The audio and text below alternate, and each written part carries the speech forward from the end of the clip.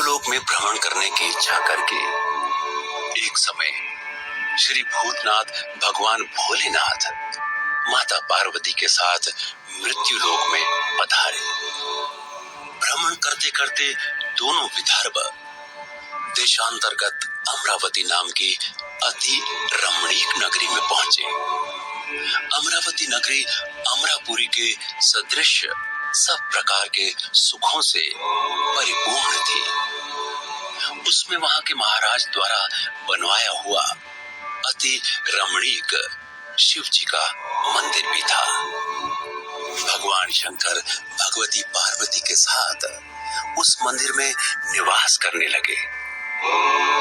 भक्तों, एक समय माता पार्वती भगवान भोलेनाथ को प्रसन्न देख मनोविनोद करने की इच्छा से बोली, हे महाराज, आज तो हम दोनों चौसर खेलेंगे।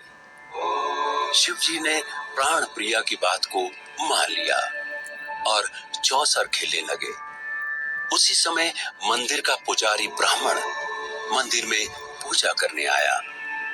माता पार्वती ने पुजारी से प्रश्न किया, पुजारी जी, बताओ, इस बाजी में हम दोनों में से किसकी जीत होगी? ब्राह्मण बिना विचारे शीघ्रता से बोला कि महादेव जी की। थोड़ी देर में बाजी समाप्त हो गई और पार्वती जी की विजय हुई।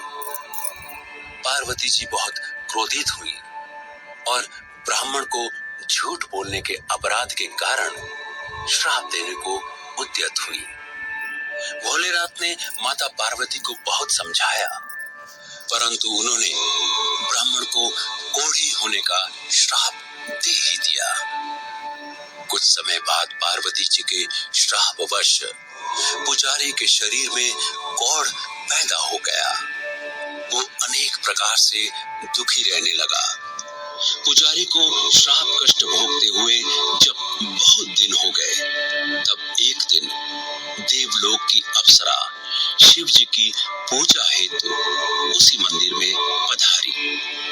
पुजारी के कोढ़ के कष्ट को देख उसने बड़े दया भाव से उससे रोगी होने का कारण पूछा।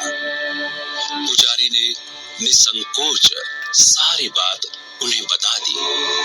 वे अप्सराएं बोली, हे पुजारी, अब तुम अधिक दुखी मत होना।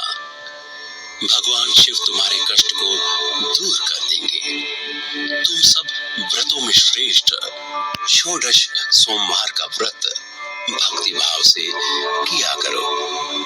पुजारी ने अप्सरा से विनम्र भाव से षोडश सोमवार व्रत की विधि पूछी। अप्सरा ने बताया, सोमवार को भक्ति के साथ व्रत करें, स्वच्छ वस्त्र पहने, संध्या व उपासना के बाद आधा सेर गेहूं का आटा ले, उसके 3 अंग बनाएं और घी, गुड़, दीप, नैवेद्य, पुंगी फल, बेलपत्र, जनेऊ जोड़ा, चंदन, अक्षत, पुष्प आदि के द्वारा प्रदोष काल में भगवान शंकर का विधि से पूजन करें।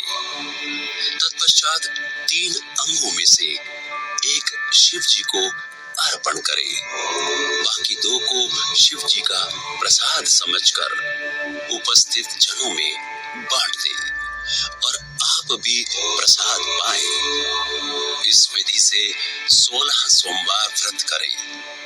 17वें सोमवार को पाव सेर पवित्र गेहूं के आटे की बाटी बनाएं, उसमें घी और गुड़ मिलाकर चूरमा बनाएं। भगवान भोलेनाथ को भोग लगाकर उपस्थित भक्तों में बांटें। इसके बाद कुटुंब सहित प्रसाद लें तो शिव जी की कृपा से उसकी सभी मनोरथ पूर्ण हो जाते हैं। भक्तों, ऐसा कहकर अप्सराएं स्वर्ग को चली गई। ब्राह्मण ने यथाविधि षोडश सोमवार व्रत किया तथा भगवान शिव की कृपा से रोग मुक्त होकर आनंद से रहने लगा।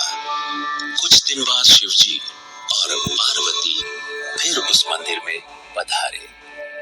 ब्राह्मण को निरोग देखकर पार्वती जी ने ब्राह्मण से रोग मुक्त होने का उपाय पूछा। तो ब्राह्मण ने 16 सोमवार व्रत की कथा सुनाई। पार्वती जी